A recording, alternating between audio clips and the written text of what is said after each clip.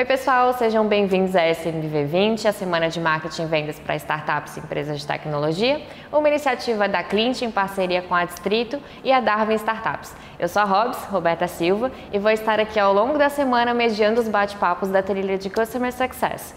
Antes de apresentar os nossos convidados e iniciarmos o bate-papo, eu quero lembrar vocês que vai rolar um sorteio de um ingresso para o Digitalks Expo 2020, uma mentoria exclusiva com a Sales Hackers na área de CS e vendas e também uma mentoria comigo para a sua área de CS através da consultoria de sucesso.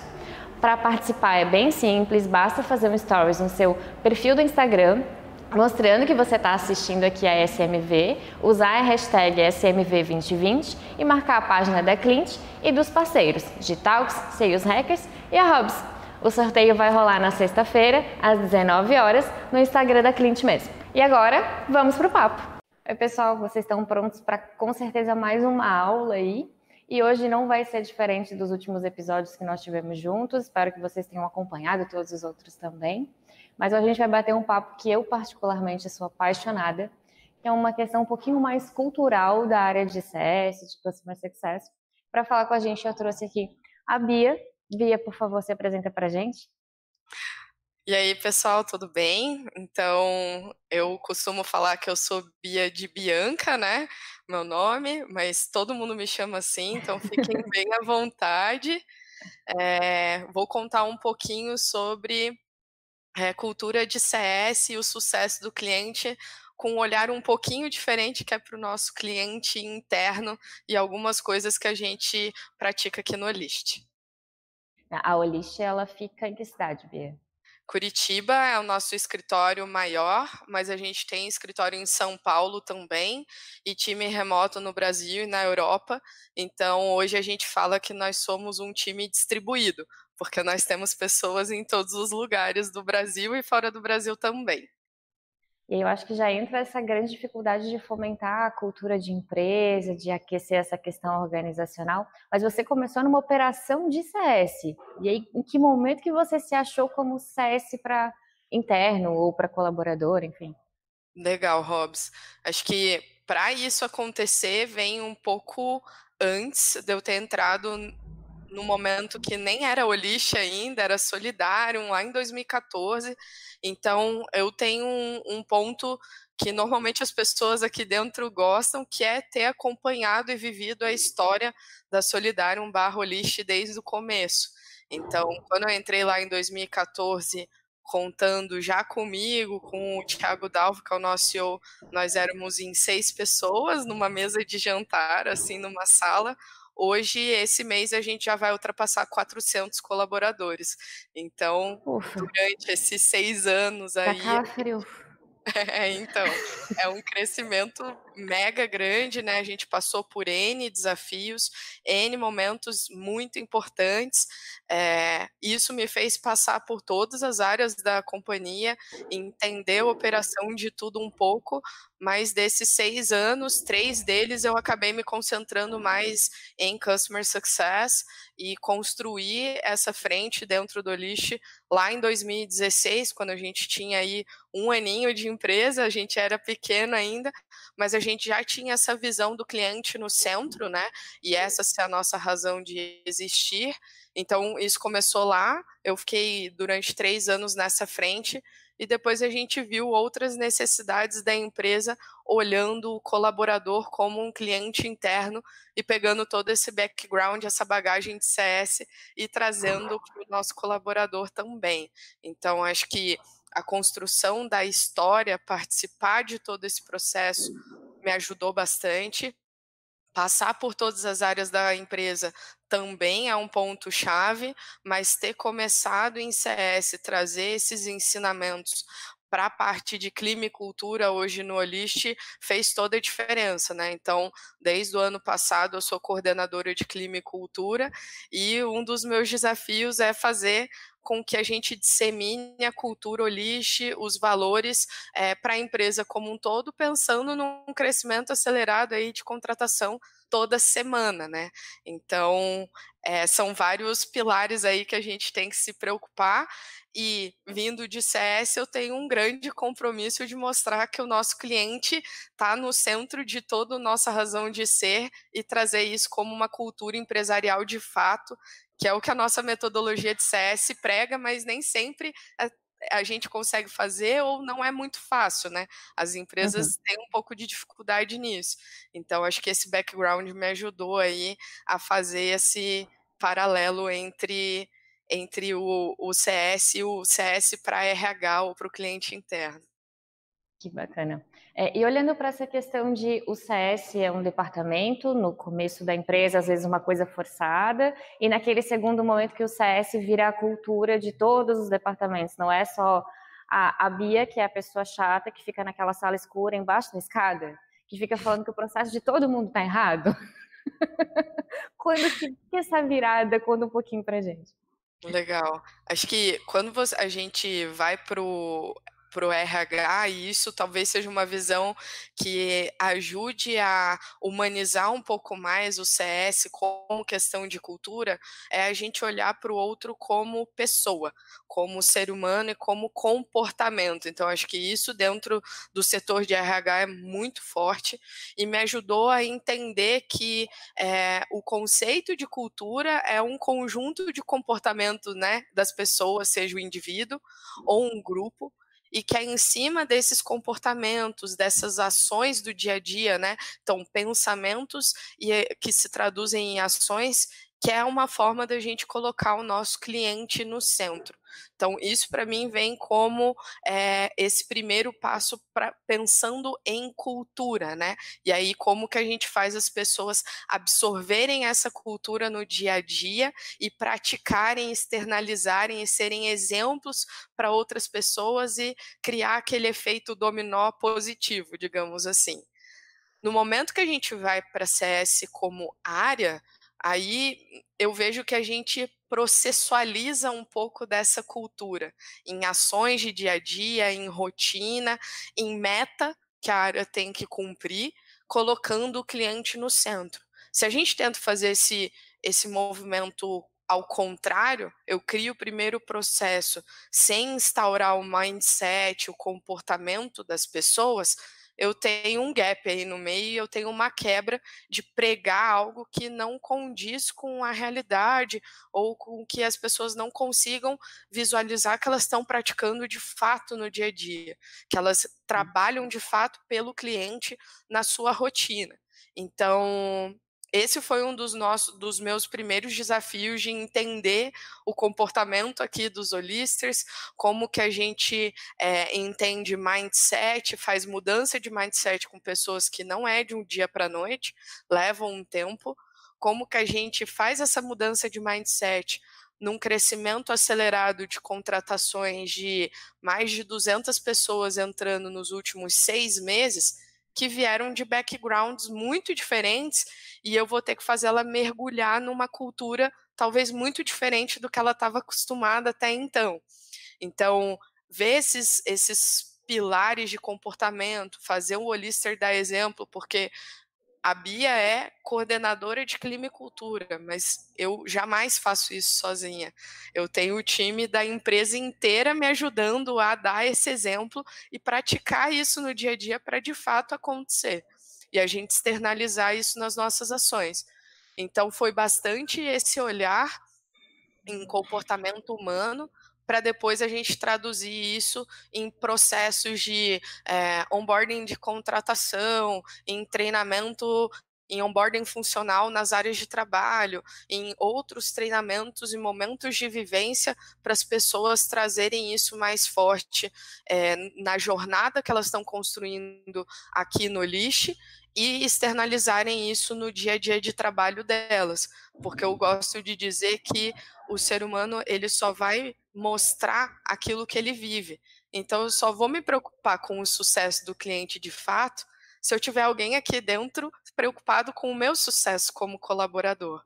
Então, é um efeito cascata aí que a gente está trabalhando aqui dentro já tem um tempo e surtem efeitos muito positivos que nem sempre a gente traduz em número, mas que a gente vê ele reverberando aí na nossa rotina e no nosso ambiente de trabalho. Muito bacana. E você até citou alguns exemplos aí, mas para a galera entender, existe a jornada do colaborador mesmo, igual como se fosse uma jornada de cliente? Perfeito. Hoje a gente trabalha exatamente esse conceito, jornada do Lister, que é bem parecido com o que a gente fala de jornada do nosso cliente, né, em conceitos de CS, porque aqui, principalmente, Hobbs, a gente não gosta e não usa metodologia de trilha de carreira. A gente tem o compromisso de facilitar a caminhada do nosso colaborador, mas a gente quer trazer o protagonismo e a responsabilidade dele chegar no sucesso para a mão dele também.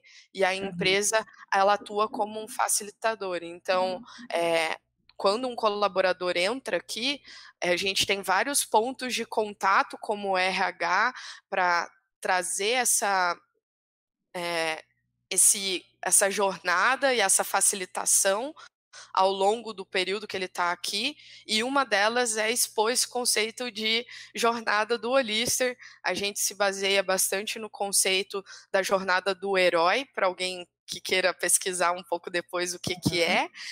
mas para desmistificar que a carreira está na mão da empresa, porque ela desenhou uma trilha para mim, eu tenho que seguir exatamente aquilo. Não, a jornada é responsabilidade minha e eu posso alterar a rota a partir do momento que eu veja que faz sentido uma outra área que eu queira conhecer e me especializar, algum outro desafio interno que eu queira fazer, e aí a gente dá mais liberdade e autonomia para as pessoas crescerem.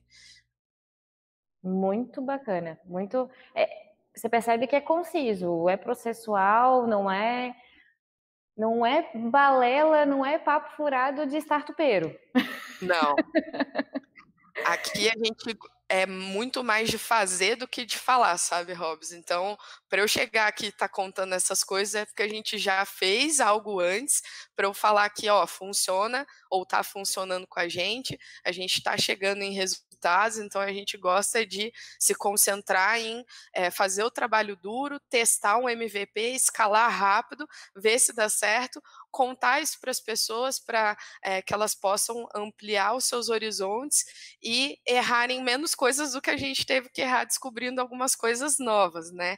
Então, Sim. não é balela não, os nossos holisters gostam bastante desse conceito, eles valorizam bastante a nossa jornada e ela acontece de fato no dia a dia. E para que isso aconteça, é cada um fazendo por si também, né? Então, eles praticam isso, eles veem que o ambiente respira isso. E o ambiente que eu falo não é o ambiente físico, já que a gente tem times distribuídos, né? Então tem que ser Uhum. o ambiente da empresa e das pessoas que compõem essa empresa, independente de onde elas estão localizadas. Isso é um ótimo exemplo, é um ótimo gás aí para a galera que tem essa dificuldade de como é que eu vou escalar a cultura, como é que eu vou centralizar isso, esse processo de cliente no centro do negócio para todo mundo. O RH não se envolve, o financeiro não se envolve, o produto está lá na salinha dele e só tem lá o time de CS de suporte olhando para o cliente. Então, Uhum. o exemplo que você está dando para a gente, muito prático, muito conciso, eu acho que vai ajudar bastante a galera a ter um olhar diferente para isso. Legal. E É para bem mim, o importante. grande ponto, quando as pessoas me pedem para resumir como fazer isso, a grande ponto que eu trago é gerar empatia. Você só tem empatia por aquilo que você conhece, isso tanto interno quanto externo. Então, por que não fazer uma área experimentar a rotina da outra? E aí você cria a empatia e a colaboração do trabalho em conjunto entre as áreas.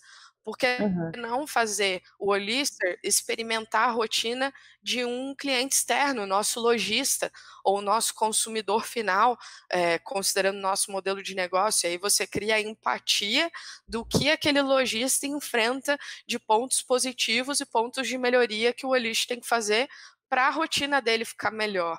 Então, a todo momento que a gente gera empatia, faz as pessoas praticarem e vestirem a camisa de um outro papel que não é o delas da rotina, faz elas refletirem em como que elas podem fazer melhor para melhorar o trabalho do outro.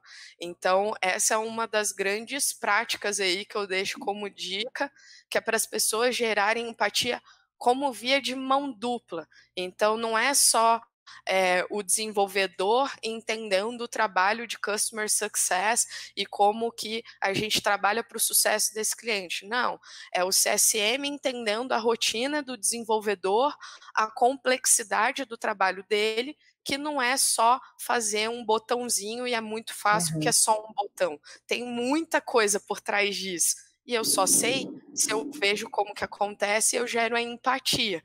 Então, para mim, esse é um dos grandes pilares para fazer essa cultura acontecer, essa colaboração de trabalho acontecer. A empatia é uma das chaves, na minha opinião. Bacana. E a gente falou de jornada, demos até alguns exemplos, e tem métricas assim como a gente tem na área de CS para cliente, para a gente saber se está dando certo? Bem, hoje a gente usa uma bastante aqui no List, que é o ENPS. Eu acho que todo mundo conhece o NPS, ou a maioria das pessoas, né, o Net Promoted Score.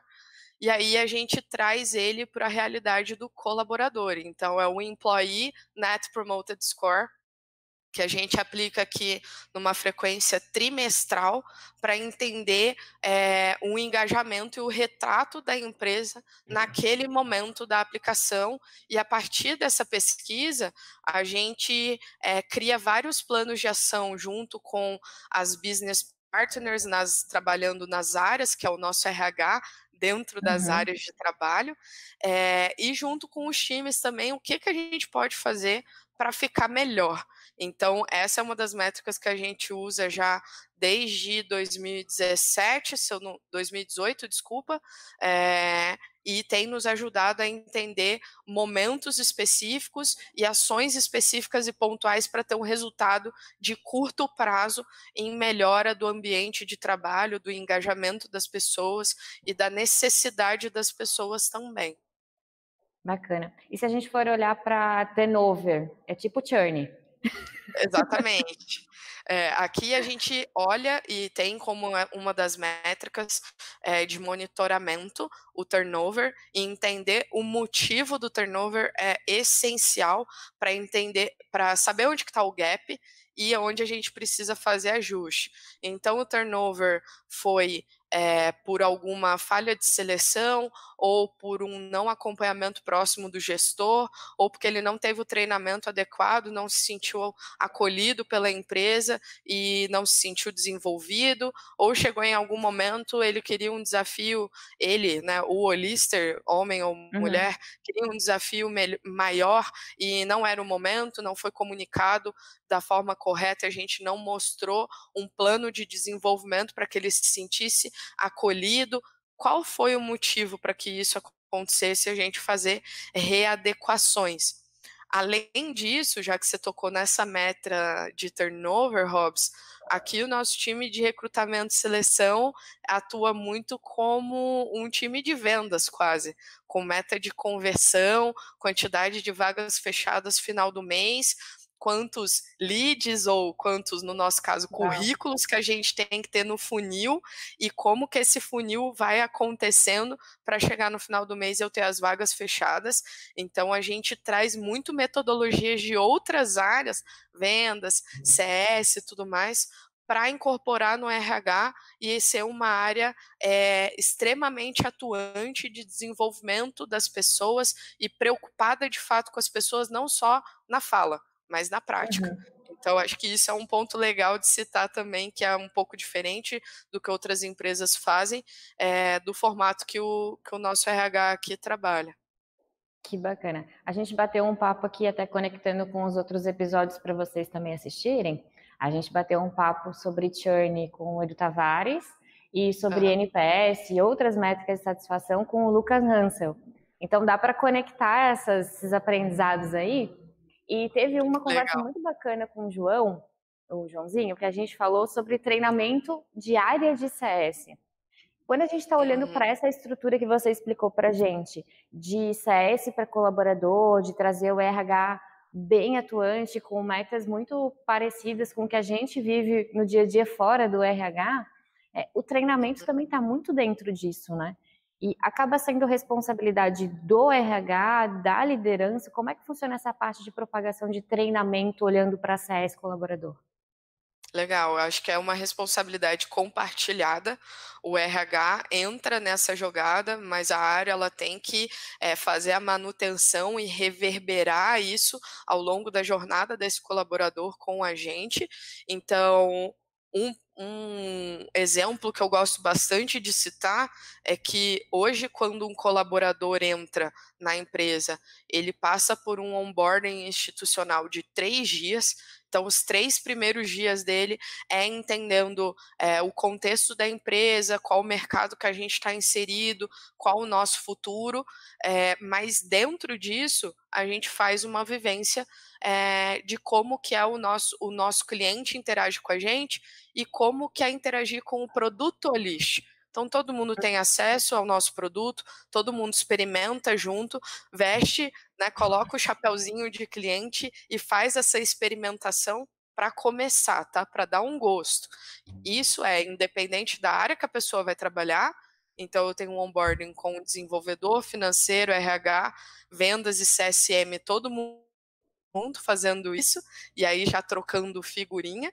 Independente de ser um assistente ou um vai acontecer essa experimentação também, e aí entra num segundo momento do que a gente chama aqui de functional onboarding. Então, onboarding na área e na função que essa pessoa vai exercer aqui dentro do Olish. A cadeira que ela está no momento, porque isso pode mudar ao longo da jornada também. E aí o RH entra como aonde a gente quer chegar e como a gente pode rampar essas pessoas mais rápido na função que elas vão exercer, mas garantindo que ela teve um treinamento adequado. Então, gerando, de certa forma, sem deixar rígido, mas uma padronização de treinamento na função e na área. Esse é um dos projetos que eu estou executando nesse trimestre, inclusive, do qual a gente já pegou 8 áreas para dar início nessa padronização e entender e deixar claro para o colaborador o que a gente espera dele no final dos primeiros 90 dias e qual é o caminho que ele tem que trilhar para chegar nesse resultado esperado e ele ter a tranquilidade e a clareza da onde ele precisa chegar e o que ele precisa entregar.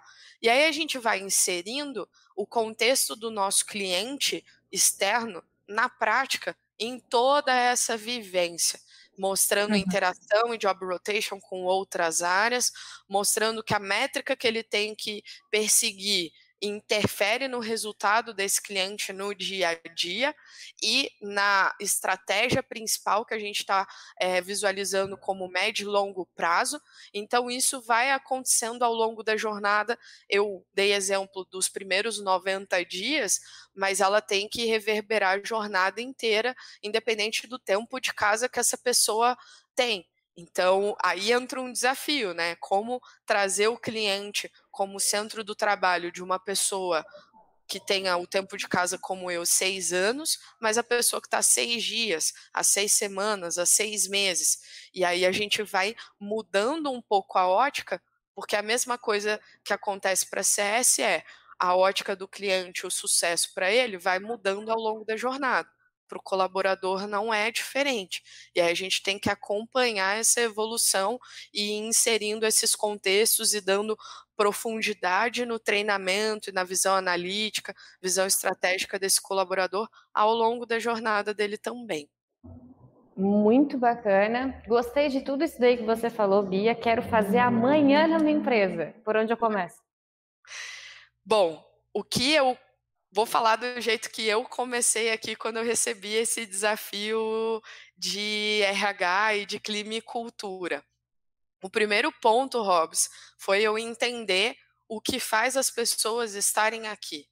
O que faz os colaboradores brilharem o olho e levantarem todo dia de manhã com gás, com ânimo, para falar, eu vou pro lixo e é mais um dia que eu vou dar o meu melhor para a gente dar mais um passo em prol do nosso objetivo. Então, primeiro eu entendi o que faz as pessoas permanecerem, depois eu fui entender da visão externa, o que faz as pessoas quererem entrar, sonharem em trabalhar aqui no lixo. E aí eu vi muita semelhança entre o depoimento de quem quer entrar e o depoimento de quem quer permanecer. Entendendo isso, a gente foi para um momento de quais são as memórias, né, que as pessoas têm aqui dentro, quais são os sentimentos que elas têm de trabalhar aqui. E talvez pareça muito abstrato, mas isso são pontos cruciais de tomada de decisão das pessoas de permanecerem no lugar ou mudarem toda a sua rotina. E até em palestra e workshop que eu dou em outros lugares sobre CSRH, eu cheguei numa empresa de 30 anos e perguntei para a pessoa com mais tempo de casa se ela lembrava do primeiro dia da empresa quando ela chegou ali, que já tinha mais de 20 anos isso. E a pessoa falou para mim, eu não só lembro do meu primeiro dia, como eu lembro qual foi a primeira pessoa que falou comigo quando eu cheguei e o que foi que ela me disse, o que foi que ela me perguntou naquele momento, 20 anos depois. Então, essas memórias são cruciais para a gente fazer a experiência desse colaborador ser diferenciada e a melhor que ele pode ter. Esse é o nosso objetivo. A gente quer que as pessoas que estejam aqui tenham a melhor jornada, a melhor experiência profissional que elas podem ter e que extrapole o profissional com certeza também. Então, vendo esses pontos, a gente descobriu de fato quais eram os nossos pontos fortes, o que as pessoas valorizavam, e a partir daí a gente começou a testar um modelo de jornada, um onboarding de contratação, outros passos e manutenção dessa cultura para pessoas que já estão aqui há mais tempo, porque a gente entendeu os nossos pontos fortes e a gente também entendeu quais eram os nossos gaps, aonde a gente tinha que dar atenção para melhorar e onde a gente tinha que dar atenção do que é muito bom e pode ficar excelente, né? Então, olhar para o que é bom também é muito importante. Então, todos esses depoimentos, uma pesquisa, digamos assim, fez a gente trilhar essa jornada e aí é teste, né? Colocar na prática, não ficar só idealizando, desenhar um MVP, ter o aval da gestão. Isso é muito importante. A gestão precisa endossar que se hoje o colaborador fica 3 dias full time em um onboarding institucional, isso é para que ele tenha um contexto mais rápido e rampe mais rápido na função. E isso faz parte do trabalho e é importante. Eu não estou entregando ele para a área demorando mais e fazendo as coisas atrasarem. Pelo contrário, eu estou facilitando e otimizando esse processo para a pessoa entregar resultado na área com mais rapidez. Então, o endosso da gestão é extremamente importante para que isso aconteça. Então, eu fui fazendo essas conversas, essas pesquisas, desenhei uma jornada aí que a gente começou com 3 dias, mas isso não é escrito na pedra, no Olist nada é escrito na pedra, cada um começa com o que tem à disposição de tempo e de recurso. Aqui a gente não teve investimento financeiro para começar, então para algumas empresas que ouvirem aqui o nosso papo falarem, nossa, eu preciso ter grana para fazer. Não, foi dedicação de tempo meu em pensar, em estudar e pesquisar, desenhar algo e começar a rodar. Então qualquer empresa, inclusive pequena, consegue começar a fazer isso a partir de agora. E ir gerando a empatia, pensando em memórias, em experiências, acho que são grandes pilares para fazer acontecer. Então, acho que essas são algumas das dicas para as pessoas conseguirem, talvez, um pouco mais rápido do que eu consegui aqui dentro. Inspirador o nosso papo, Bia. Gostei muito, obrigada. Imagina, eu que agradeço. Se a galera quiser continuar esse papo contigo, onde é que tu tá nas redes sociais? Eles podem te chamar? Tu tá aberta a trocar umas ideias?